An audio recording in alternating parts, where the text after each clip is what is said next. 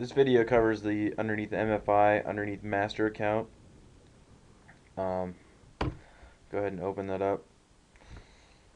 It's located right here in the file, so just click on more and download. Once it's downloaded, you're going to come to this page. Now the master account is probably one of the most important pages because it's mostly designed for managers or executives of microfinance institutions, and it's a place where they can go to get an overview of everything that's going on.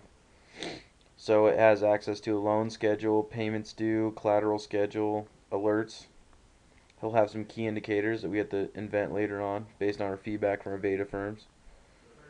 And then I'll have branch financials, district financials, corporate financials, retail information, investor information, organization information, company equity, and partners.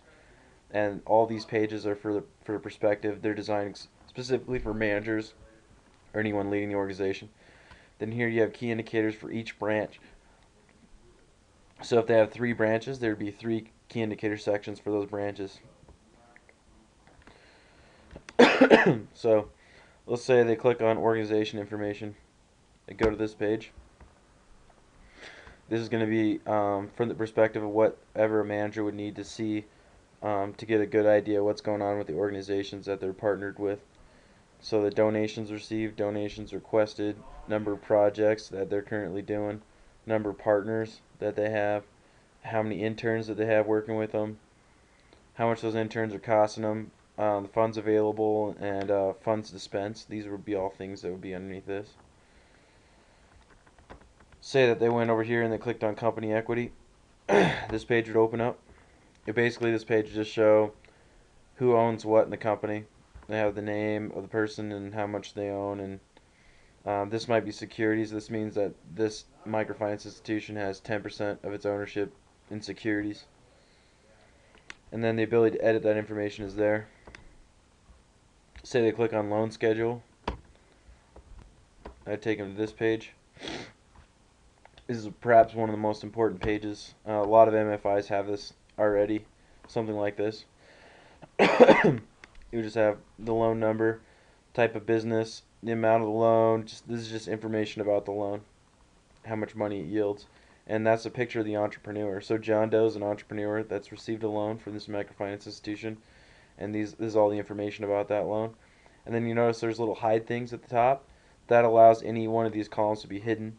So a manager can say, I only want to see stuff about profit, and they could press hide, and they'd be able to hide all these individually. And they could specify the branch that they want to look at, or the date, or they can search more specifically within this page, because there'll be hundreds of entrepreneurs in this page, thousands in some instances. Let me zoom out a little bit real quick. Let's say they go to payments due. Click on that. I'll give them a quick look at payments that are due that they have to pay other people. So this microfinance institution, money that it owes other people. If they click on payments due, all that information will be shown here for the manager. It'll show how much funds they have to pay out and how much money they owe each individual person. So they owe this investor $5,000, for instance, and they would indicate that they want to pay him by clicking on that box, and the little X would appear inside that box, and then they would go down here to pay, and then of course they would get some responses based on whether or not they had funds or not. And they can also pay with text. That's also available for entrepreneurs. That goes with the mobile banking, or they can deduct from interest payment.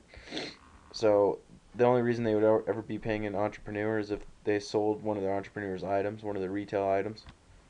And deduct from interest payment would basically say, okay, we owe you $5 for selling your necklaces, but you owe us $5 for this loan, so we're going to pay it with the money you owe us. So let's say they click it, pay, but they don't have enough money to pay. This would show up, not enough funds. It's just the thing that says you basically don't have enough money. You need this amount of money in order to pay. If they were able to pay, they had enough funds, then this page would show up.